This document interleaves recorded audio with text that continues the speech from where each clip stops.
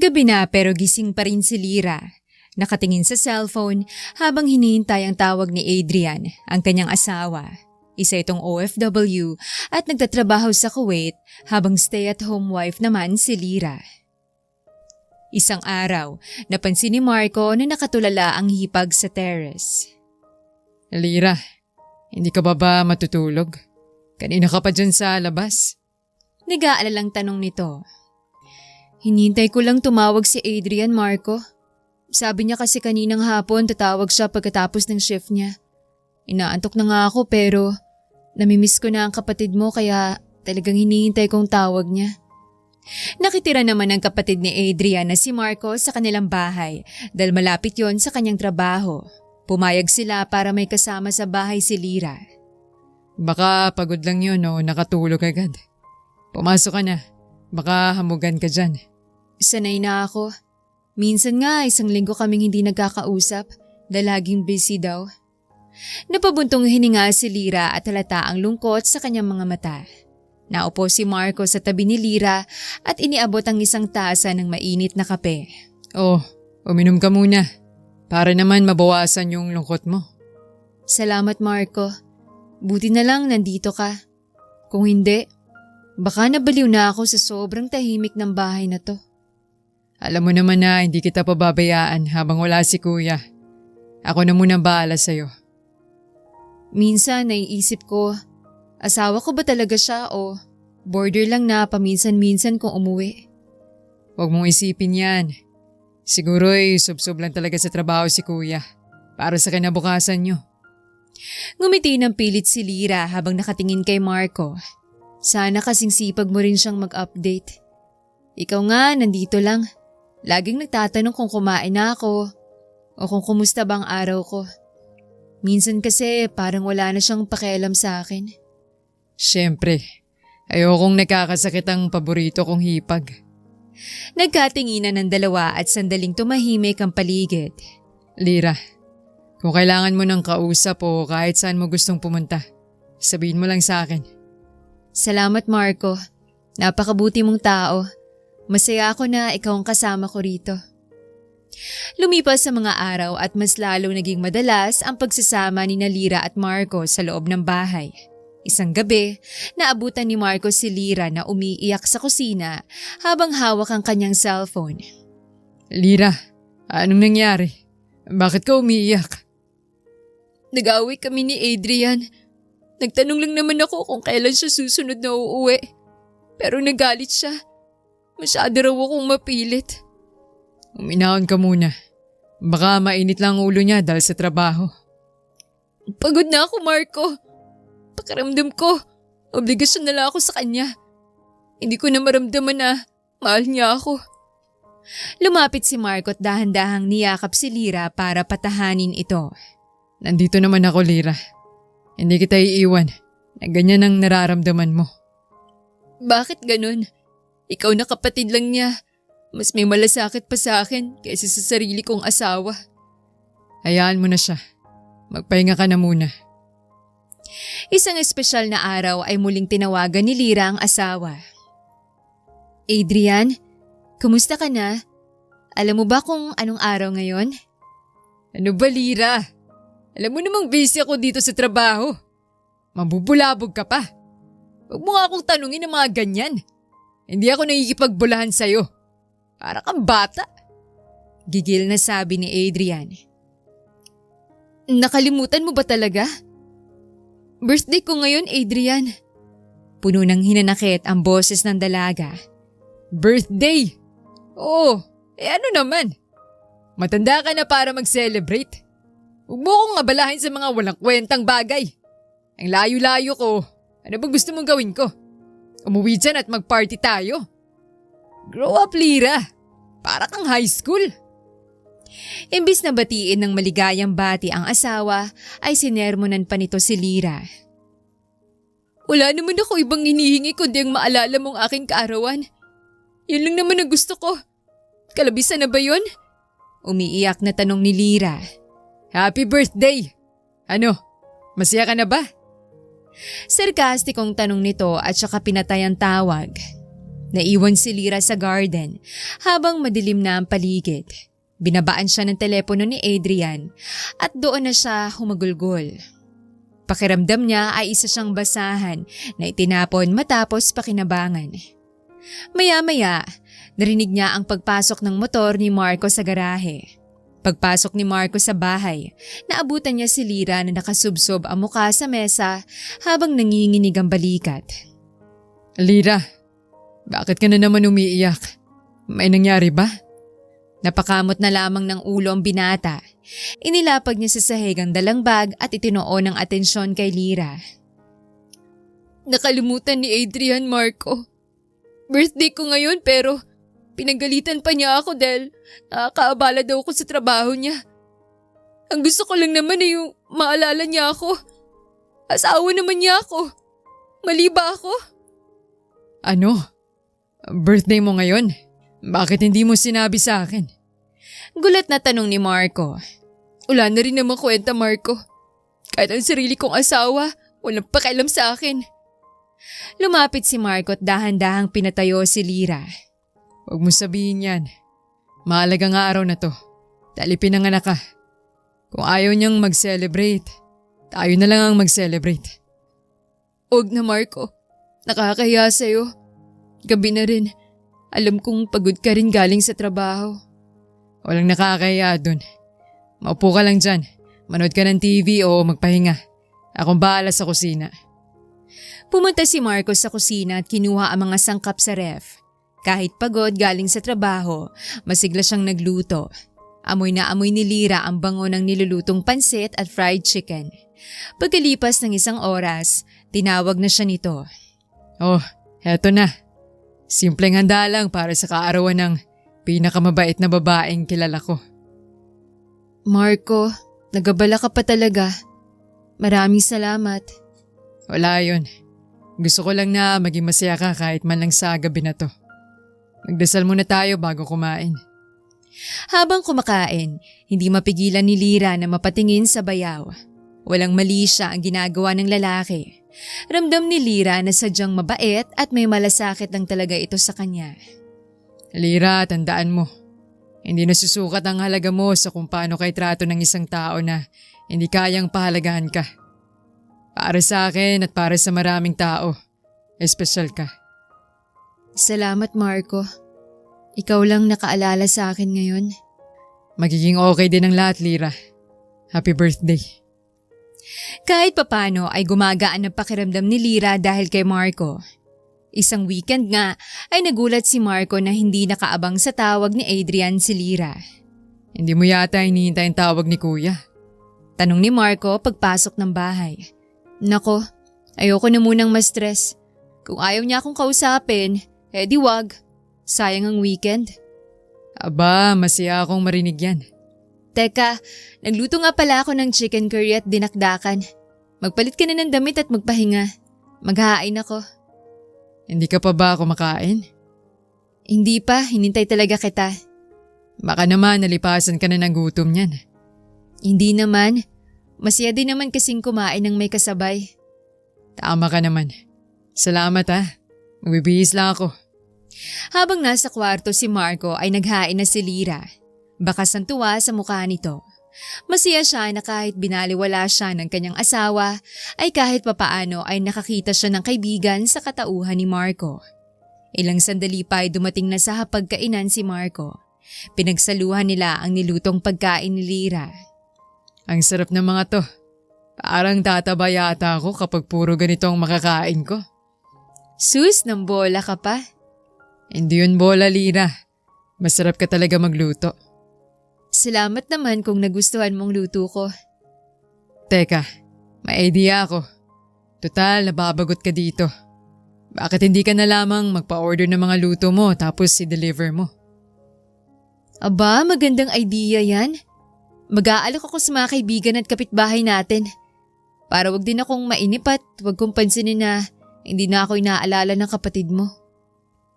Masaya silang kumain. Panay ang kwento ni Marco tungkol sa araw niya. Tahimik na nakikinig naman si Lyra. Kontento na din siya na may taong nakaalala at nagmamalasakit sa kanya kahit pa nga ang sarili niyang asawa ay tila wala nang pakialam sa kanya. Dahil sa idea ni Marco at dahil gusto ni Lyra na makatulong sa gastusin at maging abala habang nasa bahay, naisipan niyang gamitin ang kanyang galing sa pagluluto. Nag-post siya sa group chat ng kanilang subdivision at agad namang dinumog ng orders. Marco, tingnan mo oh! May 10 order na agad para sa kare-kare at menudo bukas. Mukhang magiging busy ako. Sabi ko na nga ba, magugustuhan nila ang luto mo. O sige, maaga akong gigising bukas para samahan ka sa palengke. Naku, wag na. Abala pa sa'yo to. Hindi ka abala, Lyra. Gusto kitang tulungan. Masaya din ako dahil meron kang pagkakalibangan. At higit sa lahat, mararamdaman mo na hindi totoong wala kang kwenta. Salamat sa idea mo, Marco. Walang anuman. At huwag ka mag-alala. Dahil pati sa pagdi-deliver ay tutulungan kita. Tamang-tama, Sabado bukas. Hindi na lang ako papasok para matulungan kita. Naku, wag na. Nakakahiya naman. Sa tingin mo ba, hayaan kitang magbitbit ng mabibigat na pagkain mag-isa? Matulog ka na at maaga pa tayong mamimili bukas. Naglakad na si Marco papasok sa kwarto niya nang tawagin siya ni Lyra. Marco? Ano yun? Salamat. Sa lahat-lahat. Nako, bawal magdrama. Matulog ka na. Biro ng binata. Kinabukasan, maaga silang namili sa palengke ng mga ingredients at sahog. Hindi makaramdam ng pagod si Lyra dahil palaging nakaalalay si Marco at ito pa ang nagbubuhat ng mga pinamili nila. Salamat. Baka pagod ka na. Mabigat yung mga dala mo. Wala to. Kaya-kaya kong mato. Pagdating naman sa bahay ay naging maingay ang kusina nila. Habang naghihiwa ng mga rekado si Lyra, si Marco naman ang tagagata at tagaayos ng mga lalagyan. Kahit pagod sa pamimili, ay bakas ang saya sa mukha ni Marco habang pinapanood ang hipag. Marco, pakitikman nga tong sauce. Kulang ba sa alat? Perfect na yan. Siguradong mapapa-extra rice sa mga kapitbahay natin nito. Huwag ka mag-alala. Ipinagtabi kita ng mga ulam. Para naman makabawi ako sa mga tulong mo. Hindi naman kailangan pero hindi ko tatanggihan ng mga yan. Ang sasarap kaya ng mga tinda mo. Naku, magkakabulahan na naman tayo niyan. Halika, ihanda na natin ang mga eco bags at magsisimula na tayong mag-deliver. Nang malutong lahat, maingat na inayos ni Lyra ang mga ulam sa mga containers. Oras na para i-deliver ang mga ito. Sasamahan mo ba talaga ako? Baka gusto mo nang magpahinga. Ako na lang maglalakad. Hindi pwede. Ako ang delivery rider mo ngayon. Isang kamay ang hawak ni Marco sa mga eco bags na mga ulam, habang ang isa naman ay nakaalalay kay Lyra. Isa-isa nilang pinuntahan ang mga bahay ng kanilang mga suki. Naku, ang sweet naman ninyong mag-asawa. Pati pag-deliver magkasama. Siyempre naman po. Kailangang suportahan ng misis. Baka mapagod, mahirap na. Salamat po sa pag-order. Sana magustuhan yung luto ko. Habang naglalakad pabalik ng bahay pagkatapos ng huling delivery, ay naging emosyonal si Lyra. Ang galing mo, Lyra. Sa susunod, baka kailangan na natin kumuha ng assistant kung ganito karaming orders. Salamat, Marco. Hindi ko naman ito magagawa kung hindi mo ako tinutulungan sa mabibigat na gawain. Mas masaya pala kapag ganito. Magkasama tayo sa lahat ng bagay. Kahit ano pa ang pasukin nating negosyo o trabaho, hindi kita pababayaan. Team tayo, diba? Team tayo. Salamat. Walang anuman. Pero teka, napagkamalan tayong mag-asawa kanina. Hindi mo man lang itinamang akala nila. Pasensya ka na, Lyra. Abal lang kasing usapan kaya hinayaan ko na lang. Ayos lang. Sa tingin ko, tama ka. Mapapag-usapan pa kung gaano ko pinapabayaan ng asawa ko. Nakakahiya. Huwag na natin pag-usapan si Kuya. Masaya ka na nga. Baka malungkot ka na naman. Sa simpleng pagtitinda ng ulam, Lalong tumibay ang pagsasama ni Lira at Marco. Hindi lang sila basta maghipag. Naging magkatuwang din sila sa pagbuo ng mga pangarap ni Lira. Naging malapit na magkaibigan din sila. Panandali ang natakasan ni Lira ang kalungkutan at sama ng loob kay Adrian. Pero wala silang alam na may sorpresa palang babago sa kanilang mga buhay. Isang gabi, biglang bumukas ang gate. Ha? May bisita ng ganitong oras? Wala naman akong inaasahang bisita. Hindi inaasahan ni Lira ang pagdating ni Adrian dahil wala itong pasabi o kahit man lang missed call sa kanyang cellphone. Kumaripas ng takbo si Lira palabas para salubungin ang asawa. Adrian? Bakit hindi ka nagsabi na uuwi ka ngayon? Sana nakapaganda ako at nakapagluto ng paborito mo. Hindi na kailangan. Kumain na ako sa daan. Malamig ang boses ng lalaki habang diretso itong naglalakad papasok sa kwarto. Hindi man lang nito tiningnan sa mata si Lira o binigyan ng kahit munting halik sa noo. Ayos ka lang ba? Pagod ka ba sa biyahe? Halika, kukunin ko na mga gamit mo at nang makapagpahinga ka. Wag na. Kaya ko na to. Matutulog na ako. Huwag mo muna akong kakausapin dahil sumasakit ang ulo ko. Grabe ka naman. Kadarating mo lang, ayaw mo agad akong kausap? Naginit ang ulo ni Lira sa narinig. Para ka namang bata. Ano bang gusto mo? Pasalubong? O baka naman gusto mong maiyak ako sa tuwa dahil nakita tayong muli? Hindi naman sa ganun pero… Hindi man lamang natapos ni Lira ang sasabihin dahil tinalikuran na siya ni Adrian. Naiwan si Lira sa sala, naguguluhan at masakit ang loob sa malamig na pagtanggap ng asawa na ilang buwan niyang hindi nakasama. Bakit ba nagulat pa ako? Wala namang bago. Talaga namang malamig na siya sa akin dati pa. Bulong ni Lira sa sarili. Kinabukasan, kahit mabigat ang pakiramdam, sinubukan pa rin niyang lambingin si Adrian habang nag-aalmusal sila kasama si Marco. Adrian, heto nagluto ko ng espesyal na longganisa. Paborito mo to, diba? Kumain ka ng marami. Homemade yan. Ako mismo nagtimpla niyan. Busog pa ako. Kape na lang gusto ko. Malamig na tugon nito. Kuya, parang ang tamlay mo yata. Ilang buwan kayong hindi nakita ni Lira. Tapos parang wala ka man lang dalang pasalubong o kahit man lang kwento sa kanya. Marami akong iniisip, Marco. Huwag mo na akong dagdagan ng mga tanong nyo. May problema ba tayo, Adrian? Parang ibang-iba ka na ngayon. Hindi ka naman ganyan dati kung umuwi. Excited ka lagi. Wala nga. Sadyang pagod lang ako sa dami ng inaasikaso ko sa labas at sa trabaho. Pwede ba? Manahimik muna kayong dalawa. Ang aga-aga pa. Kuya naman. Marco, huwag mong hintayin na magsisi ako at umuwi pa ako sa inyo.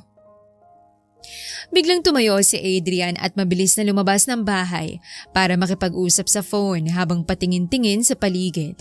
Sinundan siya ni Lira ng tingin mula sa bintana at doon niya napansin na laging nakadikit ang cellphone sa kamay ni Adrian at tila ayaw nitong bitawan kahit sandali. Marco, nararamdaman mo ba yun? Parang hindi na siyang Adrian na pinakasalan ko. Napakalayo na niya sa dati. Malamig na din siya nung nasa Kuwait pa siya pero inakala ko na kapag umuwi siya, maayos pa ang lahat. Napansin ko rin, Lira. Parang may malalim siyang tinatago. At bakit parang diring-diri siya sa'yo o ayaw kanyang lapitan man lang? Yun din ang kinakatakutan ko. Parang nandito nga siya sa harap ko. Pero ang isip at puso niya, nasa ibang lugar o nasa ibang tao na. Huwag ka mag-alala. Babantayan ko siya para sa'yo. Malalaman natin kung bakit siya nagkakaganyan at kung ano ba talaga ang totoo. Pero ihanda mo din ang iyong sarili, Lira. Maaring masakit ang katotohanan. Alam ko pero parang mas matatanggap ko yun kaysa sa nangangapa ako. Patatagalin ko lang ang aking paghihirap pero doon na din sigurong punta nito. Huwag ka mag-alala. Kasama mo ako sa lahat ng to. Hindi kita pababayaan. Salamat, Marco.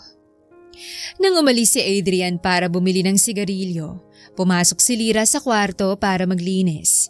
Nakita niya ang jacket ni Adrian na nakasabit sa likod ng pinto. Habang nililima sa mga bulsa para labhan, may nalaglag na maliit na papel. Isang resibo ng pagbili ng gatas at diapers na may petsang kahapon lang. Nanlamig ang buong katawan ni Lyra at nanginig ang kanyang mga tuhod. Alam niyang wala silang anak, kaya para kaninong mga gamit na yon. Ito na kaya ang sagot sa mga tanong ko? Nangihinang tanong niya sa sarili. Naiwang mag-isa si Lyra sa garden habang pinagmamasdan ng resibong nakita niya. Hindi niya mapigilang umiyak ng tahimik habang iniisip kung para saan ang mga gamit na yon. Lumapit si Marco at naupo sa tabi niya. Lyra, bakit ka na naman umiiyak? May ginawa ba si kuya? Tingnan mo to, Marco. Resibo ng gatas at diaper. Bakit may ganito sa bulsa si Adrian? Wala naman kaming anak. Sino binilhan niya ng mga to? Baka naman nagkamali lang siya ng nakuha. O baka sa kaibigan niya yan. Hindi ako tanga, Marco. Ramdam ko na may mali. Ang lamig-lamig niya sa akin. Parang diring-diri siya kapag lumalapit ako. Hindi nga niya ako tinatabihan sa pagtulog. May mag-asawa bang ganun? Hinawakan ni Marco ang balikat ni Lyra para pakalmahin ito. Tahan na. Huwag mo munang isipin ang pinakamasamang pwedeng mangyari. Ano kung may pamilya na siya doon? Ano na ako, Marco? Buong buhay ko binigay ko sa kanya. Lahat ng hirap at sakit. Tiniis ko dahil sa pag-asa na magiging maayos ang lahat. Andito ako, Lyra. Hindi kita pababayaan kahit anong mangyari. Tumingin si Marco ng diretso sa mga mata ni Lyra at pinunasan ang mga luha nito. Magiging okay din ang lahat. Pangako ko sa'yo. Hindi kita hahayaang masaktan ng ganito habang buhay. Salamat, Marco. Ikaw na lang talagang nagpapakalma sa akin ngayon. Basta tandaan mo, kahit anong gulong dumating, hindi kita iiwan. Lilipas din ang lahat ng sakit na to. Napayuko si Lyra at sumandal sa balikat ni Marco. Sa gitna ng panalamig na kanyang asawa, ang init ng pag-aalaga ni Marco ang tanging nagbibigay sa kanya ng lakas. Ngunit sa likod ng mga salita ni Marco, alam nilang dalawa na may mas malaking bagyong parating. Isang hapon, habang wala si Adrian at kasama ni Lyra si Marco sa sala, may huminto na puting sasakyan sa tapat ng gate. Bumaba ang isang babaeng may kalong na bata. Sino po sila? May kailangan po ba kayo? Kabadong boses ni Lyra. Ramdam niyang may mali. Dito ba nakatira si Adrian? Ako ang asawa niya. Nanigas si Lyra sa kinatatayuan niya. Anong asawa? Ako ang asawa ni Adrian. Baka nagkakamali ka ng bahay. Hindi ako nagkakamali. Heto marriage certificate namin.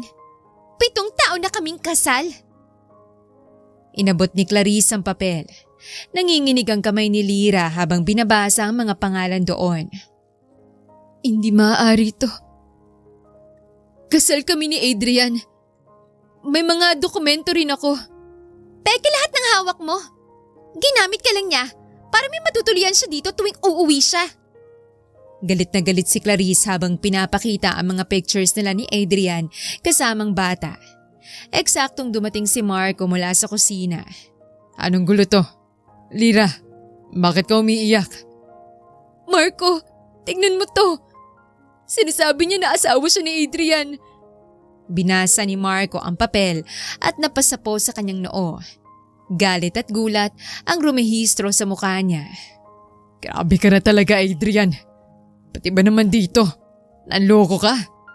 Alam mo to, Marco? Alam mo na may pamilyang kuya mo? Lyra, maniwala ka. Wala akong alam sa bata. Pero may hinala ako na may tinatago siya sa ibang bansa. Hindi ko nakakalain na ganito kalala. At ikaw naman, huwag kang magmalinis. Alam ko may namamagitan sa iyong dalawa ng bayaw mo. Mga makasalanan. Wala kaming ginagawang masama. Magkaibigan lang kami. Biglang bumukas ang gate at pumasok si Adrian na galing sa labas. Nanlaki ang mata niya nang makitang dalawang babae na magkaharap. Clarice! Lyra! Anong ginagawa niyo rito? Adrian, sabihin mo sa akin na totoo. Sino ba talaga sa amin ang asawa mo? Lyra, ayan mong magpaliwanag ako. Mahal kita. Totoo yun. Napakasama mo, kuya. Paano mo nagawa to kay Lyra? Pinaniwala mo siyang legal kayong kasal. Sinuntok ni Marco ang sariling kapatid. Napaupo si Adrian sa semento habang umiiyak ang bata sa bisig ni Clarice. Tama na! Ayoko na! Ang sakit na ng lahat! Tumalikod si Lyra at pumasok sa loob ng bahay habang humahagulgol sa iyak. Lyra! Mag-usap tayo! Clarice! Bakit ka ba sumugod dito? Sabi ko sa'yo, huwag kang pupunta rito. Anong wag pupunta? Para lalo mo kaming malimutan ng anak mo? Akala mo ba sapat na yung magpapadala ka ng diaper at gatas? Hindi mo man lang silipin ang anak mo, Adrian. 7 taon mong tinagong babaeng to sa amin. Habang siya naman, pinaniwala mong ikaw ang perpektong asawa? Tumahimik ka, Adrian. Wala kang karapatang magpaliwanag. Pagkatapos ng lahat ng ginawa mo, niloko mong lahat ng tao sa paligid mo. Marco, wala kang pakialam dito. Kapatid kita. Dapat kinakampihan mo ko. Hindi yung sinusuntok mo ko sa harap ng asawa ko. Asawa? Aling asawa, kuya? Si Clarice na legal mo? O si Lyra na ginago mo? Sa tingin mo ba hayaan lang kitang sirain ang buhay ni Lyra? Ayan! Kita mo na, Adrian? Kaya pala ayaw mong umuwi dahil may tagabantay na palang asawa mo rito. Magsama kayong lahat ng mga manloloko! Narinig ang malakas na kalabog mula sa loob ng bahay. Ang tunog ng mga gamit na binabasag ni Lyra sa sobrang galit at sakit. Lyra! Buksan mo tong pinto! Clarice, umalis na kayo! Marco, umalis ka na rin kung wala kang balak tumulong. Hindi ako aalis hanggat hindi sigurado na ligtas si Lyra sa'yo. Simula ngayon, Adrian, wala na akong kapatid. Handa akong harapin ang lahat. Basta mailayo ko lang si Lyra sa kamay mo. Huwag ka mag-alala, Marco. Isasama ko ng hayop na to. Adrian, halika na! Doon tayo magtao sa korte. Sisiguraduhin kong wala kang matitira kahit 1 sentimo. Sandali lang, Clarice! Lyra! Mahal kita! Maniwala ka! Naglakad palayo si Clarice habang hila-hila si Adrian sa braso. Habang si Marco naman ay nanatiling nakatayo sa labas ng pinto ni Lyra. Naghihintay at handang maging sandigan nito sa gitna ng nagaganap na gulo. Kinabukasan, maagang bumalik si Adrian sa bahay. Mugto ang mga mata ni Lyra at wala siyang tulog nang harapin ang asawa sa sala. Kasama nila si Marco na nakabantay sa gilid, handang mamagitan kung muling magkagulo. Lyra, patawarin mo ako. Hindi ko ginustong saktan ka ng ganito. Hindi mo ginusto? Adrian, 7 taon mong tinagong katotohanan. 7 taon akong nabuhay sa kasinungalingan mo. Naging mahina ako, Lyra. Nung nasa abroad ako, nakalala ko si Clarice. Hindi ko alam kung paano sasabihin sa'yo dahil ayoko kitang mawala. Nagkamali ako sa pagpapakasal sa kanya. Kasal na kami sa ibang bansa nung nagpakasal tayo. Kaya hindi valid ang kasal natin. Kaya mas pinili mo kong gawing kabit sa sarili nating bahay? Napakasakit, Adrian.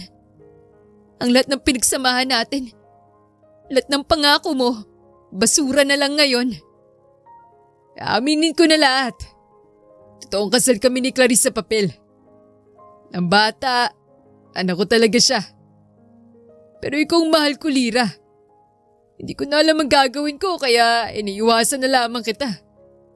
Kaya naging malamig ako sa'yo dahil pilit kong iniiwasan na malaman mong totoo. Sana'y mapatawad mo ako. Huwag mo nang gamitin ng salitang mahal dahil hindi mo alam ang ibig sabihin nun. Kung mahal mo ako, hindi mo ako dudurugin ng ganito. I'm sorry. Hindi yun ang gusto kong mangyari. Sana inamin mo na lang agad. Hindi yung matagal na panahon ako nag-iisip ko anong mali. May nagawa ba ako at nagbago ka? May problema ba? Ayos ka lang ba? Maghihimpake na ako. Alam kong wala na akong puwang dito. Ibibigay ko sa iyo ang bahay na to, Lira. Ito na lang kaya kong gawin para bumawi.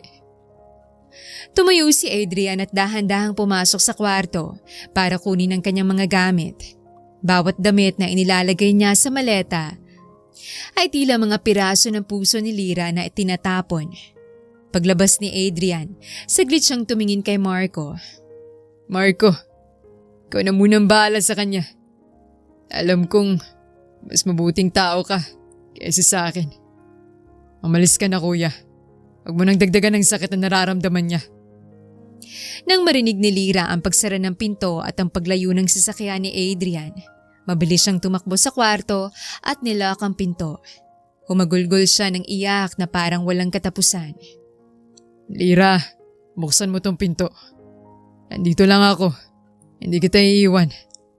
Iwan muna ako, Marco. Gusto ko lang mapag-isa. Ang sakit-sakit na. Parang hindi ko na kayang mga nangyayari. Nagkulong si Lira sa loob ng kwarto. Yakap ang mga unan na dati ay amoy Adrian, pero ngayon ay puno na ng pait. Sa labas ng pinto, naupo si Marco sa sahig. Nakasandal ang ulo sa pader. Tahimik na nakikinig sa bawat hikbi ni Lira. Alam ni Marco na mahaba pa ang proseso ng paghilom, pero handa siyang maghintay hanggang sa maging handa na muli ang dalaga na harapin ang mundo. Lumipas sa mga araw na laging nakakulong si Lira sa kanyang kwarto. Halos hindi na siya kumakain at laging mugto ang mga mata. Hindi ito matiis ni Marco, kaya isang umaga, nagluto siya ng paboritong lugaw ni Lira at kumatok ng mahinahon. Lira, nandito ako. Nagluto ko ng pagkain. Kahit konti lang ay kumain ka naman para hindi ka magkasakit. Iwan mo lang dyan sa labas, Marco. Wala akong gana. Hindi ako aalis hanggat hindi mo binubuksan tong pinto. Lira, kung dati pinipigilan ko ang sarili ko dahil kapatid ko si Adrian. Ngayon ay wala na akong pakialam. Hindi ko hahayaang mabulok ka dyan sa loob. Dahan-dahang bumukas ang pinto. Nanlulumong itsura ni Lira, pero sinalubong siya ni Marco ng isang matamis at tapat na ngiti. Inalalayan niyang dalaga hanggang sa kusina. Eto, tikman mo to. Espesyal lang timpla ko dyan. Simula ngayon ako nang bahala sa'yo. Bakit mo ba ginagawa to, Marco? Nasasaktan din si Clarice. Galit sa akin ang pamilya niyo. Bakit hindi mo nila ako iwan? Dahil hindi ko kaya. Noon pa man, tinitingnan ko na kung paano ka magdusa dahil kay kuya. Pero nanahimik lang ako dahil sa respeto. Pero ngayong malaya ka na. At malaya na rin ako ipakita sa iyo kung paano ka dapat alagaan. Natatakot ako, Marco. Baka lahat ng to, panandalian lang din. Pangako, hindi kita sasaktan. Pilit kitang pasasayahin araw-araw hanggang sa makalimutan mo ang lahat ng pait. Isang hakbang sa bawat araw, Lira. Hindi kita kailangang madaliin. Inabot ni Marco ang kamay ni Lira at pinisil ito ng mahigpit. Sa kabila ng takot, naramdaman ni Lira ang seguridad na matagal niyang hinanap kay Adrian, pero kay Marco lang pala niya matatagpuan. Magbihis ka mamaya. Lalabas tayo. Hihinga tayo ng sariwang hangin. Hindi pwedeng dito ka lang sa bahay na puno ng malulungkot na alaala. Ayoko. Dito na lang ako. Magsaya ka. Hindi ka dapat nadadamay sa lungkot ko. Sayang ang buhay mo. Hindi maaari. Sabi nga si Titanic, you jump, I jump. Magkasangga tayo, Lira. Bahagyang natawa ang dalaga. Salamat, Marco. Hindi ko alam kung nasan ako ngayon kung wala ka. Nandito lang ako, Lira. Handa akong maging kalasag mo sa lahat ng mapanghusgang mata ng ibang tao. Basta kasama kita, sapat na yun sa akin. Nang araw na yon ay namasyal nga sila. Hindi naman napawi ng pamamasyal na yon lahat ng sakit, pero sapat na yon para maitawid niya ang isa na namang araw. Kinabukasan, nagising si Marco na may naamoy na masarap na bawang at pritong kanin mula sa kusina. Nagmamadali siyang bumangon. Iniisip na baka nakaiwan siya ng kala na nakabukas. Ngunit laking gulat niya sa kanyang nakita. Lira, ikaw ba yan? Oh, gising ka na pala Marco. Halika na, nakahanda ng almusal. Nagluto ko ng sinangag, itlog at tuyo. Pasensya ka na, ito lang nakita ko sa ref. Napatulala si Marco. Nakatayo sa harap niya si Lira. Bagong ligo, maayos ang buhok at nakasuot ng isang malinis na blouse at maong. Wala nang mugtong mga mata at ang matamlay na aura na nakita niya nitong mga nakaraang araw. Akala ko kung ano nang nangyari. Bakit ang aga mo yata at mukhang aalis ka? Naisip ko kasi kagabi Marco. Bakit ko sasayangin ang buhay ko sa isang taong matagal na pala akong kanalimutan? Tapos na akong umiyak para kay Adrian. Hindi na siya babalik. At kung bumalik man siya, wala na siyang babalikan. Yan ang gusto ko marinig sa'yo. Pero sigurado ka ba? Hindi mo kailangang biglain ang sarili mo. Sigurado na ako. Salamat sa lahat ng pag-aalaga mo nitong mga nakaraang araw, Marco. Kung hindi dahil sa'yo, baka hanggang ngayon ay nakahiga pa rin ako sa dilim. Kaya itong almusal na to, pasasalamat ko muna sa'yo. Umupo si Marco at nagsimulang kumain.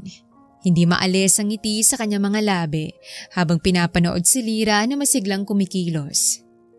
Saan ka pupunta pagkatapos nito? Samahan ba kita? Huwag na Marco. Alam kong may trabaho ka rin. Maghahanap ako ng trabaho ngayon. Gusto kong magsimula muli. Gusto kong patunayan sa sarili ko na kaya kong tumayo nang wala ang kuya mo. Proud ako sa'yo, Lira. Sabi ko naman sa'yo, magiging okay din ang lahat. Basta tandaan mo, kahit anong oras ka umuwi, nandito lang ako. Salamat Marco. Hindi ko alam kung paano kita mababayaran sa lahat ng kabutihan mo. Huwag mo nang isipin ang bayad. Makita lang kitang nakangiti ng ganyan, sapat na sa akin. Nagkatinginan ang dalawa ng mas matagal kaysa sa dati. Ramdam ni Lira ang tapat na paghanga ni Marco. At sa unang pagkakataon matapos ang mahabang panahon, nakaramdam siya ng tunay na pag-asa para sa kinabukasan. Pagkatapos kumain, kinuha ni Lira ang kanyang bag at humarap sa salamin. Handa na ako para sa bagong simula. Pagkatapos ng mahabang araw ng paghahanap ng trabaho, naabutan ni Marco si Lira na nagpapahinga sa terrace habang pinapanood ang paglubog ng araw.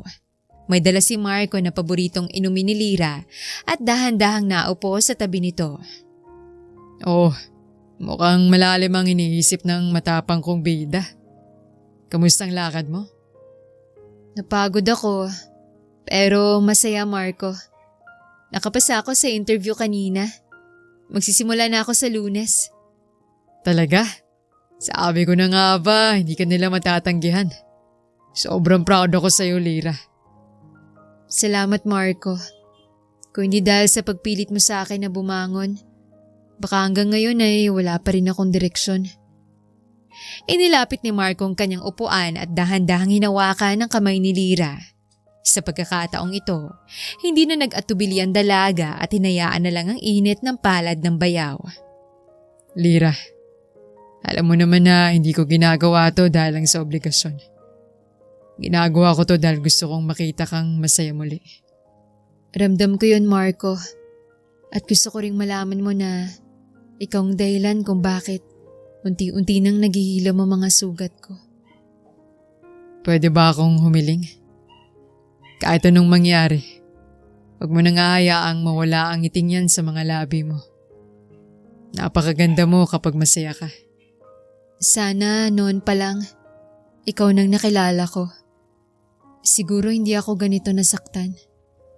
Siguro kailangan nating dumaan sa lahat ng sakit na yun para mas lalo nating mapahalagahan ang bawat sandaling magkasama tayo ngayon. Marahang inihilig ni Lyra ang kanyang ulo sa balikat ni Marco habang pinapanood ang mga bituin na nagsisimulang magpakita sa langit. Salamat sa pananatili, Marco. Salamat sa pagiging sandalan ko. Kahit kailan, Lyra. Handa ako maging tahanan mo hanggat kailangan mo ako. Sa gitna ng katahimikan ng gabi, naramdaman ng dalawa ang isang uri ng pag-ibig na hindi kailangang madaliin. Isang pag-ibig na nabuo mula sa pag-aalaga, pagtitiwala at tapat na malasakit. Isang gabi, naganda si Marco ng isang simpleng hapunan sa garden. May mga nakasabit na bumbilya. At paboritong kanta ni Lyra ang tumutugtog sa background. Pagkatapos kumain, seryosong humarap si Marco sa dalaga. Lyra, alam ko marami na tayong pinagdaanan. Alam ko rin na hindi naging madali para sa iyo ang lahat. Bakit parang sobrang seryoso mo yata ngayon, Marco? Kinakabahan naman ako sa'yo. Gusto ko lang maging tapat. Ayoko nang maging bayaw lang sa paningin mo. Gusto kitang alagaan habang buhay. Hindi bilang kapatid ni Adrian, kundi bilang lalaking nagmamahal sa iyo ng totoo. Marco. Lyra, handa ako maghintay kung kailangan mo pa ng panahon. Pero gusto ko lang malaman mo na ikaw ang tanging babaeng gusto kong makasama sa pagbuo ng mga bagong pangarap. Hinawakan ni Marco ang magkabilang kamay ni Lyra at tumingin ng diretso sa kanyang mga mata. Lyra, pwede ba kitang maging girlfriend? Handa ka bang buksan ang puso mo para sa akin? Napaiyak si Lyra, pero sa pagkakataong ito, luha ito ng kaligayahan. Hinigpitan niyang hawak sa mga kamay ni Marco. Matagal ko nang hinihintay na itanong mo yan, Marco. Sa loob ng ilang buwan, ikaw ang naging mundo ko. Ikaw ang nagturo sa akin na karapat-dapat din pala akong mahalin ng tama. Ibig bang sabihin ito'y tayo na? Oo, Marco. Tayo na. Mahal din kita. Binuhat ni Marco si Lyra sa sobrang tuwa at paikot na niyakap ng mahigpit. Sa ilalim ng liwanag ng buwan, opisyal nang nagsimula ang kanilang bagong kwento. Isang pag-ibig na hindi na kailangang magtago sa anino ng nakaraan. Pangako, hindi kita paiiyakin. Gagawin ko ang lahat para maging pinakamasayang babae ka sa mundo. Naniniwala ako sa iyo, Marco. Dahil sa iyo, nahanap ko ng tunay kong tahanan. Naging maayos naman ang kanilang pagsasama. Isang hapon, naisipan ni Marco na dalhin si Lyra sa isang burol na overlooking ang buong lungsod. Nakalatag ang isang manipis na kumot sa damuhan at may dalang kape at simpleng sandwich si Marco. Ito ang unang pagkakataon na lumabas sila na opisyal ng magkasintahan. Ang ganda naman dito, Marco. Ngayon na lang ulit ako nakahinga ng ganito kaluwag. Sabi ko naman sa'yo, kailangan mo ring makakita ng ibang tanawin. Hindi pwedeng puro pader lang ng bahay ang tinitingnan mo. Salamat Kasi kahit alam kong mahirap tong sitwasyon natin, hindi mo ako binitawan. Inabot ni Marco ang kamay ni Lyra at pinagkurap ang kanilang mga daliri. Tiningnan niya ang dalaga ng sobrang lambing. Lyra, para sa akin hindi mahirap ang mahalin ka. Ang mahirap ay yung makita kang nasasaktan. Kaya ngayong tayo na, asahan mong gagawin ko ang lahat para mapalitan ng ngiti ang bawat luhang binuhos mo nun. Minsan natatakot pa rin ako, Marco. Paano kung malaman ni nanay at tatay mo? Paano kung magalit sila? Huwag mo muna isipin yun ngayon. Ngayong hapon, tayo lang muna. Isipin mo na lang na tayo lang tao sa mundo.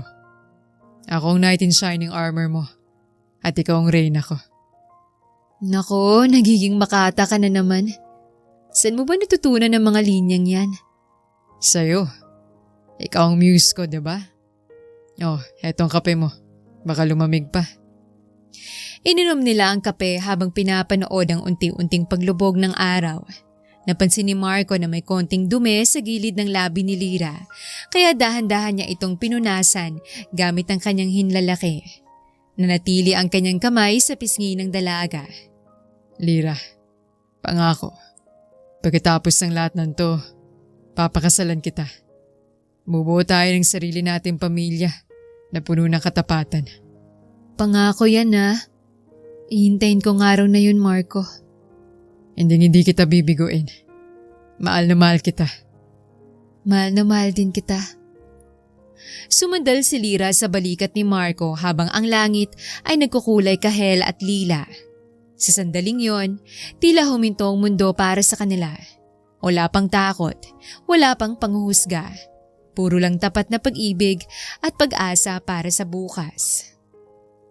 Isang gabi, sinabihan ni Marco si Lira na magsuot ng kanyang pinakamagandang damit.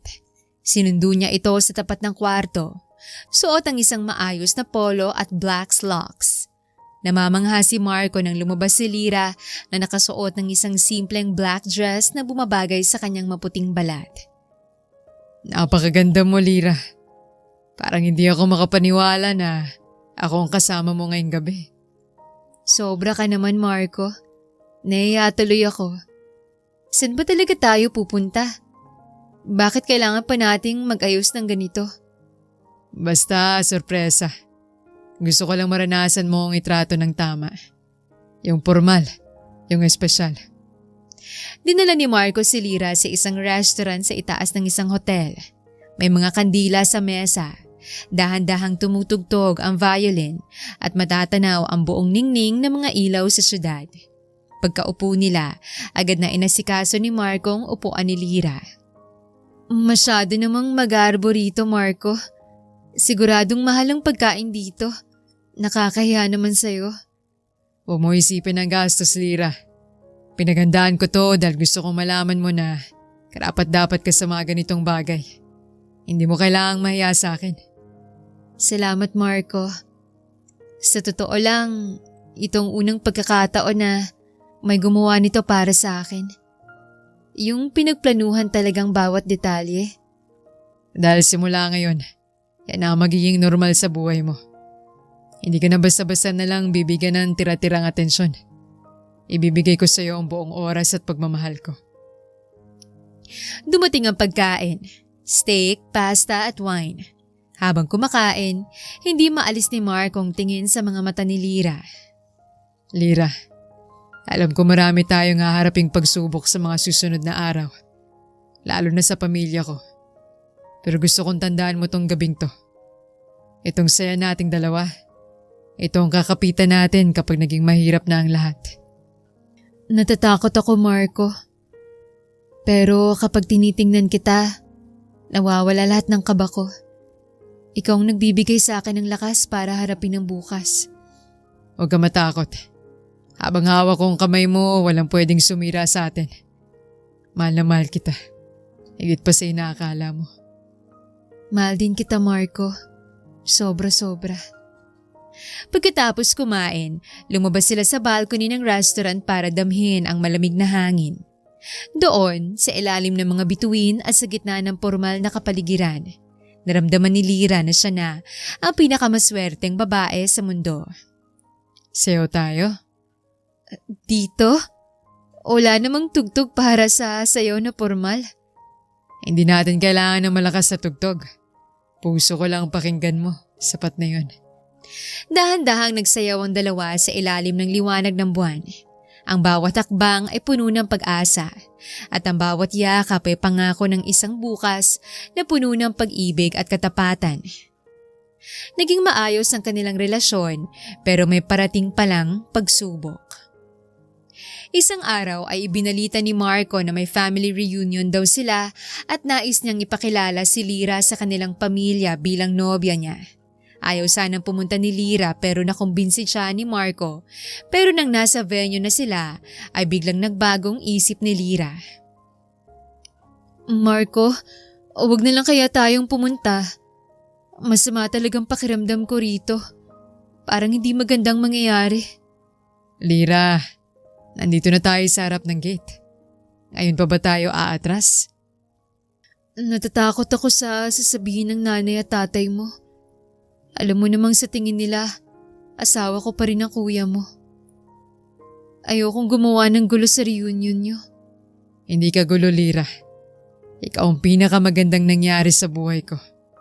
Gusto kong malaman nila ang totoo. Na tayo na at masaya tayo. Pero Marco, hindi ganun kadali yun. Siguradong huhusgahan nila ako. Baka sabihin nila, inago kita o kaya'y pinatulan ko ang sarili kong bayaw. Hayaan mo silang magsalita. Ang mahalaga, alam natin ang totoo. Hindi kita pababayaan doon, Lira. Pangako, hindi ko bibitawan ang kamay mo. Paano kung itaboy nila tayo? O kaya'y saktan ka nila dahil sa akin? Hindi ko mapapatawad ang sarili ko kung mag-aaway kayo ng pamilya mo dahil lang dito. Handa akong harapin ang lahat. Basta kasama kita. Hindi ko kayang itago ka na lang habang buhay na parang isang sikreto. Karapat dapat kang ipagmalaki, Lira. Sigurado ka ba talaga, Marco? Baka magsisi ka kapag nagalit sila sa'yo. Hindi ako magsisisi na pinili kita. Tignan mo ko, Lira. Magtiwala ka sa akin. Lalabas tayo ron na magkasama. Ano man ang mangyari. Sige na nga. Sasama na ako. Pero kapag naging sobrang init na ng ulo nila, umalis na tayo agad Pangako. Salamat, Lira. Napakatapang mo talaga. Tara na. Basta wag mo akong bibitawan. Ginanap ang reunion sa rest house ng mga magulang ni Marco. Hawak kamay na pumasok ang dalawa. Ngunit agad na naputol ang tawanan nang makita sila ng nanay ni Marco na si Aling Rosa at ang tatay na si Mang Tomas. Marco, bakit kasama mo si Lira? At bakit kayo magkahawak kamay? Nay, Tay. Gusto ko pong formal na ipakilala sa inyo si Lira bilang girlfriend ko. Ano? Nababaliw ka na ba, Marco? Hipag mo yan! Asawa yan ang kuya mo! Tay, hindi po kami tunay na kasal ni Adrian. Niloko niya po ako. May legal siyang asawa at anak sa abroad. Kahit na! Sa harap ng maraming tao at ng pamilya natin, ikaw ang asawa ni Adrian! Anong sasabihin ng mga kapitbahay? Nakinalantari mong sarili mong bayaw? Nay, maya naman kayo sa mga sinasabi nyo. Si Lira ang biktima rito. Iniwan siya ni kuya at akong nandoon ng kailangan niya ng karamay. Isang pinsan ang sumingit sa usapan habang nakatingin ng mapanghusga kay Lira. Sinabi ng pinsan na kaya raw pala ang bilis na ka-move on ni Lira ay dahil may reserba na palang kapatid. Nakakasuka daw sila. Wala po kami ginagawang masama. Nagmamahalan lang po kami ng tapat ni Marco. Pag-ibig! Kamandag yan! Marco, pumili ka. Iwan mong babaeng yan at humingi ka ng tawad sa pamilya. O itatakwil kita bilang anak. Natahimik ang buong paligid. Lahat ay naghihintay sa isasagot ni Marco. Hinigpitan ni Marco ang hawak sa kamay ni Lira at tumingin ng diretso sa kanyang ama. Kung ang pagpili sa babaeng nagbigay sa akin ng tunay na saya ay nangangahulugan ng pagtatakwil niyo sa akin, tatanggapin ko. Pero hindi ko iiwan si Lira. Lapastangan ka! Dahil lang sa babaeng yan, tatalikuran mo kami? Kayong tumatalikod sa akin dahil sa maling akala at takot sa sasabihin ng ibang tao. Tara na, Lira. Hindi tayo kailangan dito. Marco, sandali. Pamilya mo sila. Lira, ikaw ang pamilya ko ngayon. At kahit sino, walang pwedeng umapi sa'yo. Kahit mga magulang ko pa. Tumalikod ang dalawa habang sumisigaw sa galit si Aling Rosa. Nagkagulo ang buong reunion. May mga nagbubulungan, may mga nagtatapon ng masasamang tingin at may mga umiiyak. Sa gitna ng gulo, tuluyan ang lumabas ng gate sina Marco at Lira. Dala ang bigat ng desisyong habang buhay na magbabago sa kanilang buhay. Matapos ang gulo sa reunion, mabilis na nag-empake sina Marco at Lira. Nagpasya silang lumipat sa isang malayo at tahimik na bayan sa probinsya kung saan walang makakakilala sa kanila o huhusga sa kanilang nakaraan. Lira, pasensya na kung kailangan nating iwan ng lahat. Pero dito sisiguraduhin kong walang mananakit o huhusga sa'yo. Wala kang dapat hihingi ng tawad, Marco. Mas gusto ko to. Ang mahalaga, magkasama tayo. Naging payak ngunit punong-puno ng pagmamahal ang buhay nila sa bagong lugar. Nagtrabaho si Marco bilang isang supervisor sa isang construction project doon, habang si Lyra naman ay nakahanap ng trabaho bilang isang online teacher. Gabi-gabi silang nagluluto ng sabay at pinaplano ang kanilang kinabukasan. Isang gabi, habang nagpapahinga sila sa kanilang maliit na veranda, may iniabot na maliit na kahon si Marco. Lyra, alam kong marami na tayong pinagdaanan. Alam ko ring hindi pa tayo pwedeng ikasal sa simbahan dahil sa mga papeles.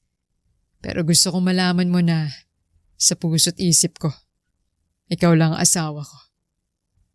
Marco, ano to? Simbolo to ng pangako ko. Lyra, papayag ka bang maging asawa ko sa harap ng Diyos at ng ating sariling mundo? Magpapakasal tayo sa West sa lalong madaling panahon. Oo, Marco. Anda na akong maging Lyra mo habang buhay. Lumipas ang 2 taon. Sa tulong ng isang magaling na abogado, napatunayang walang bisa ang kasal ni Lyra at Adrian dahil sa bigamy na ginawa ng lalaki. Sa wakas, naging malaya si Lyra sa papel at sa puso. Naganap ang kanilang kasal sa isang simpleng garden wedding. Walang mga magulang ni Marco, pero naroon ang kanilang mga bagong kaibigan na naging saksi sa kanilang pag-iibigan. Napakaganda mo ngayon, Lyra. Sa wakas, dala mo na ang apelido ko ng walang takot. Salamat sa hindi pagsuko sa akin, Marco. Ikaw ang nagligtas sa akin sa dilim. Hindi nagtagal, biniyayaan sila ng isang malusog na sanggol na lalaki. Pinangalanan nila itong Baby Ellie. Ang bahay na dati ay tahimik ay napuno ng halakhak at iyak ng bata. Isang hapon, habang karga-karga ni Marco ang kanilang anak at nagtitimpla ng kape si Lyra, biglang may kumatok sa kanilang pinto. Laking gulat nila nang makita si Aling Rosa, ang nanay ni Marco. Marco! Lyra! Patawarin niyo ako. Hindi ko na matiis na hindi makitang apo ko. Sobrang nangulila ako sa inyo. Nay, pasok po kayo. Kanina pa po namin kayo hinihintay. Nay, salamat po sa pagpunta.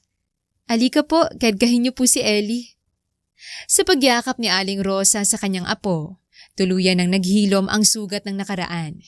Natutunan nila ang tunay na pamilya ay hindi lamang nabubuo sa dugo, kundi sa pagpapatawad at pagpili sa pag-ibig araw-araw. Namuhay silang masaya, malayo sa panunumbat at puno ng pag-asa para sa kanilang munting pamilya. Isang maulang gabi, mahimbing na natutulog si Baby Ellie sa kanyang kuna. Dahil malamig ang panahon, naganda si Lyra ng mainit na tsokolate sa kusina nang maramdaman niyang may umakap sa kanya mula sa likuran. Ang bango naman ng asawa ko. Mas mabango pa sa tsokolateng niluluto mo. Nambola ka na naman, Marco. Pagod ka sa trabaho. Dapat nagpapahinga ka na. Paano ko mapapagod kung pag-uwi ko pa lang? Nakikita ko na ang 2 pinakamalagang tao sa buhay ko. Iniharap ni Marco si Lyra sa kanya at dahan-dahang hinawakan ang mukha ng dalaga. Bakas sa mga mata ni Marco ang labis na paghanga at pagmamahal. Salamat, Marco. Minsan, hindi pa rin ako makapaniwala na nandito na tayo. Naasawa na talaga kita at may sarili na tayong pamilya. Narito na tayo, Lyra. Wala nang Adrian. Wala nang mga mapanghusgang mata. Tayo lang 2 at si Ellie. Minsan natatakot ako na baka panaginip lang to. Hindi to panaginip. At kung panaginip man to, hindi ko hahayaang magising tayo. Hinalikan ni Marco si Lyra sa noo at marahang niyakap ang asawa. Sa gitna ng katahimikan ng gabi at tunog ng ulan sa bubong, naramdaman nila ang init ng isa't isa. Ang init ng isang pag-ibig na dumaan sa matinding bagyo pero nanatiling matatag. Mahal na mahal kita, Marco. Mahal na mahal din kita, Lyra. Habang buhay. Naupo silang 2 sa sofa, Magkayakap habang magkasalong umiinom ng mainit na tsokolate. Kontento sa simpleng buhay na binuo nila mula sa mga piraso ng kanilang nakaraan. Isang gabi, habang mahimbing na natutulog ang mag-asawa kasamang kanilang sanggol, biglang nabulabog ang katahimikan ng paligid dahil sa malalakas na kalabog sa gate at sigaw ng isang lalaking lasing. Marco! Lumabas ka dyan! Ayop ka! Ilabas mo ang asawa ko! Lira! Alam kong nandyan ka! Nagising sina Marco at Lira. Bakas ang takot sa mukha ni Lira habang mahigpit na niyayakap ang umiiyak na si Baby Ellie. Marco, si Adrian yun. Paano niya tayo nahanap? Natatakot ako. Huwag kang mag-alala, Lira. Manatili kayo rito sa kwarto. Ilak mo pinto. Akong bahala. Kumuha si Marco ng isang mabigat na kahoy at lumabas ng bahay. Pagbukas niya ng gate, tumambad ang isang madungis at lasing na Adrian. May hawak na bote ng alak at tila nawawala sa sarili. Ayan ka na pala, kapatid kong traidor. Paano mo nagawa sa akin to? Asawa ko yan, Marco! Inagaw mo sa akin! Wala ko inagaw sa'yo, kuya. Pinabayaan mo siya. Dinurog mong buhay niya. At higit sa lahat, hindi ka niya asawa dahil legal kang kasal sa ibang babae. Wala akong pakialam sa papel. Akin si Lira. Akin lang siya. Susugod sana si Adrian sa loob ng bahay pero mabilis siyang hinarangan ni Marco. Itinulak niya ang kanyang kuya ng malakas kaya napaupo ito sa semento. Huwag na huwag kang aakbang papasok sa pamamahay ko, Adrian. Hindi na akong batang kapatid mo na laging nakikinig sa'yo. Malaki na ako ngayon. At asawa ko ni Lira sa harap ng Diyos at ng tao. Ulang iya ka! Akala mo ba matatakot mo ako? Tumayo si Adrian at naglabas ng isang maliit na patalim mula sa kanyang bulsa. Nanlaki ang mga mata ni Marco pero hindi siya naging matatakutin. Nanatili siyang matatag sa harap ng pinto. Sige, ituloy mo. Patayin mo ako kung yan ang kailangan para hindi mo sila masaktan. Pero tandaan mo to, Adrian. Bago mo mahawakan kahit dulo ng daliri ni Lira o ng anak ko, dadaan ka muna sa bangkay ko. At sisiguraduhin ko, hindi ka mananalo. Anak? May anak na kayo? Oo. Isang batang hindi mo kailanman magiging anak. Dahil ang amay yung nanatili. Hindi yung nanloko at tumakas. Sa tindi ng galit ni Adrian, sumugod siya para saksakin si Marco. Pero mabilis na nailaga nito ng nakababatang kapatid. Pinilipit ni Marco ang braso ni Adrian hanggang sa mabitawan nito ang patalim. At sa kanya ito sinuntok ng napakalakas sa muka. Umalis ka na habang nakakapagtimpi pa ako. Huwag mong hintayin na makalimutan kung kapatid tayo. Handa akong mamatay para sa kanila. Pero mas handa akong pumatay para protektahan sila. Napasandal si Adrian sa pader. Umiiyak at tila na tauhan sa tindi ng determinasyon na nakita niya sa mga mata ni Marco. Ramdam niya na wala na siyang babalikan. Napakasama mo, Marco. Inago mong lahat sa akin. Ikaw ang nagtapon ng lahat, kuya. Ngayon, lumayas ka na at wag ka nang magpapakita sa amin kahit kailan. Dahan-dahang lumakad palayo si Adrian. Pagewang-gewang at talo. Nang masiguro ni Marco na wala na ito, mabilis siyang pumasok sa loob at niyakap ang nanginginig na si Lira. Lira, tapos na. Wala na siya. Hindi ko hahayaang saktan niya kayo ulit. Salamat, Marco. Salamat sa pagtatanggol sa amin. Doon napatunayan ni Lira na hindi lang basta asawa si Marco, kundi isang tunay na kasangga na handang humarap sa anumang panganib para sa kanilang pamilya. Lumipas ang 5 taon. Ang maliit na negosyo ni Lira na nagsimula sa pagluluto ng ulam para sa mga kapitbahay ay isa na ngayong sikat na kainan sa kanilang bayan, ang Lira's Home Kitchen. Si Marco naman ay naging manager na sa kumpanyang pinapasukan. Ngunit tuwing Sabado at Linggo, siya pa rin ang tumatayong taga-tikim at delivery partner ng kanyang asawa. Isang maaliwalas na hapon, nagtipon-tipon sila sa harap ng kanilang bagong tayong bahay. Isang bahay na bunga ng kanilang pagsisikap at hindi galing sa sinumang tao. Ang bakuran ay puno ng mga tanim na bulaklak at may maliit na swing para kay Ellie, na ngayon ay isang masigla at matalinong bata na. Tuwang-tuwa ang bata dahil nakahuli siya ng tutube. Sumisigaw ito habang tumatakbo patungo kay Marco na nagdidilig ng halaman. Daan-daan lang, Ellie. Baka madapa ka. Halika rito. Tulungan mo si Papa magdilig. Nakangiting pinapanood ni Lira ang dalawa mula sa pintuan. Hawak niya ang isang tray ng merienda. Wala na ang takot sa kanyang mga mata. Wala nang pait ng nakaraan. Ang tanging nananatili ay ang kapayapaan na matagal niyang ipinagdasal. Tama na muna yan, Ellie, Marco. Halina kayo rito at kumain muna tayo ng merienda. Agad na tumakbo ang mag-ama patungo sa kanya. Naupo sila sa ilalim ng isang malaking puno ng mangga sa kanilang bakuran.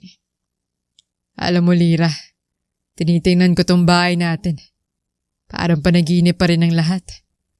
Sino mag-aakala na pagkatapos ng gulo sa reunion at ng sugod ni Kuya noon, dito tayo hahantong. Dahil hindi ka sumuko, Marco.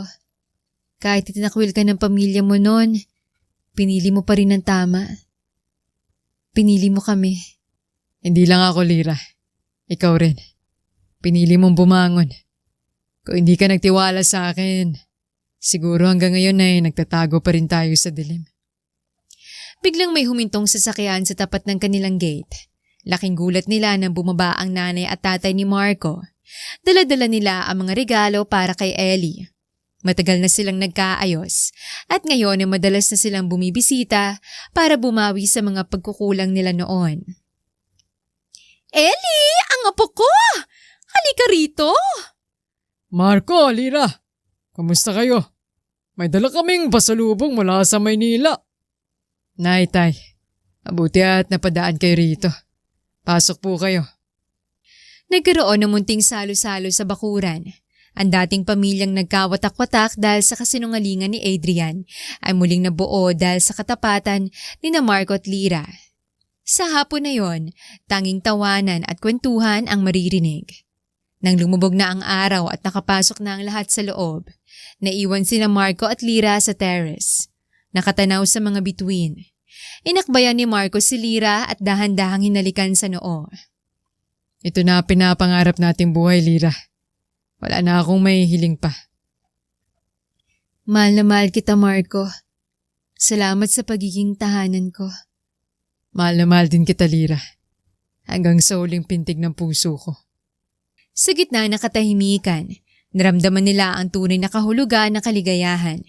Isang pag-ibig na nagsimula sa sakit. Dumaan sa pagsubok, ngunit nagtapos sa isang matamis at permanenteng tahanan. Ang kanilang kwento ay patunay na kahit gaano kagulong simula, laging may pag-asa para sa isang masayang hantungan kung ang pundasyon ay tapat na pagmamahal. Sumapit ang ika-5 anibersaryo ng kasal ni Lira at Marco. Sa pagkakataong ito, hindi na sila nagtatago. Sa sarili nilang malawak na bakuran sa probinsya, naghanda sila ng isang simpleng garden party. Ang paligid ay napupuno ng tawanan ng mga bagong kaibigan, mga katrabaho at ang pinakamahalaga sa lahat, ang kanilang pamilya. Si Ellie, na ngayon ay malaki na at masiglang tumatakbo, ay pabalik-balik sa pagitan ni Lira at ng kanyang lolo at lola. Tuwang-tuwa ito dahil binigyan na naman siya ng regalo ng kanyang lolo at lola. Oh, magpasalamat ka kay Lola, Ellie. Huwag masyadong malikot Hayaan mo ng bata, Lira. Napakasaya ko na nakikita ko siyang ganyan kalusog at kaligaya. Patawarin niyo ulit ako kung naging hadlang ako sa inyo noon. Nay, matagal na po yun. Ang mahalaga, narito na tayo ngayon. Buot masaya. Lumapit si Marco kay Lira at inabutan nito ng isang baso ng paborito nitong juice. Pinagmasdan nilang dalawa ang kabuuan ng kanilang pinaghirapan. Ang bahay na matatag, ang negosyong lumalago, at ang pagmamahalang hindi natinag ng bagyo. Naalala mo ba nung unang gabi nating lumipat dito? Wala pa tayong gamit. Sa saig lang tayo natutulog. Oo naman.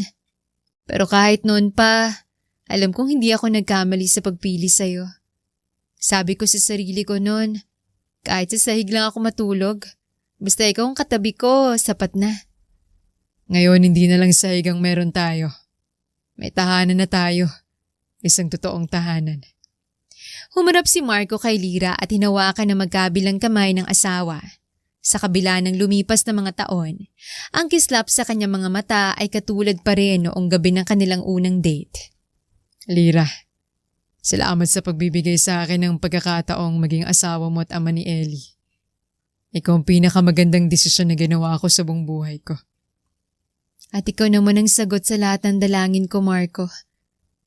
Nung akala ko'y katapusan na ng mundo ko dahil kay Adrian, ikaw ang nagpakita sa akin na may mas maganda pa palang bukas na naghihintay. Mahal na mahal kita, Lyra. Higit pa sa kahapon at mas lalo pa bukas. Mahal na mahal din kita, Marco. Nagkakatuwaan ang lahat nang biglang huminto ang isang sasakyan sa tapat ng gate at bumaba si Adrian. Hindi siya ang dating madungis at lasing na nanggugulo noon. Maayos ang kanyang bihis at kalmado ang kanyang muka. Agad na tumayo si Marco at humarang sa harap ni Lyra at Ellie. Anong ginagawa mo rito, kuya? Akala ko ba malino na ang lahat? Huwag ka maggalala, Marco. Hindi ako naparito para manggulo. Gusto ko lang sana kayong makausap bago ko umalis uli. Ano kailangan mo, Adrian? Naparito ko para humingi ng tawad sa inyong lahat. Nay, tay, patawad sa lahat ng sakit ng ulo na binigay ko sa inyo. Lyra, Marco, patawarin niyo ako sa lahat ng nagawa ko. Tumingin si Adrian kay Ellie na nagtatago sa likod ni Marco. Pagkatapos ay muling lumingon sa mag-asawa. Naka-move on na ako. Inaayos ko ng buhay ko sa ibang bansa kasama ang pamilya ko ron. Nakita ko kung gaano kayo kasaya. At doon ko na-realize na si Marco pala talagang karapat-dapat para sa'yo, Lyra. Masaya ako para sa inyong dalawa. Nagkatinginan sina Marco at Lyra. Ramdam nila ang katapatan sa boses ni Adrian. Dahan-dahang binaba ni Marco ang kanyang depensa at lumapit sa kapatid. Seryoso ka ba talaga, kuya? Seryoso ako. Ayoko nang mabuhay sa galit. Gusto ko lang na bago ko umalis, maayos ng lahat sa atin. Kapatid pa rin kita, Marco. Huminga ng malalim si Lyra at tumango bilang tanda ng pagtanggap sa paumanhin nito. Pinapatawad na kita, Adrian. Sana'y maging tuloy-tuloy na ang pagbabago mo. Halika rito, Adrian. Upo ka muna. Kumain ka na ba? Salamat, Nay. Pero sandali lang ako. Gusto ko lang talagang sabihin yon. Sandaling naupo si Adrian at nakisalo sa kape. Kahit may konting ilang, unti-unting napalitan ng kapayapaan ng tensyon. Nang magpaalam na si Adrian, niyakap niya si Marco at tumango ng may respeto kay Lyra. Sa pag-alis ng kanyang sasakyan, naramdaman ni na Marco at Lyra na sa wakas, wala na talagang anumang lamat ang kanilang bagong simula. Sa gitna ng dapit hapon, habang naglalaro si Ellie sa damuhan at nagkakantahan ng kanilang mga bisita, dahan-dahang sumandal si Lyra sa balikat ni Marco. Wala nang takot, wala nang pag-aalinlangan. Ang bawat luhang pumatak noon ay napalitan na ng mga ngiting abot hanggang langit. Doon nagtapos ang kanilang kwento, hindi sa isang madulang paraan, kundi sa isang payapa at matatag na pagsasama. Isang pag-ibig na nahanap sa gitna ng pagkakamali, iningatan sa gitna ng pagsubok, at pinagtibay ng panahon. Madami man silang pinagdaanan. Sa huli, naging masaya pa din ang kanilang pamilya.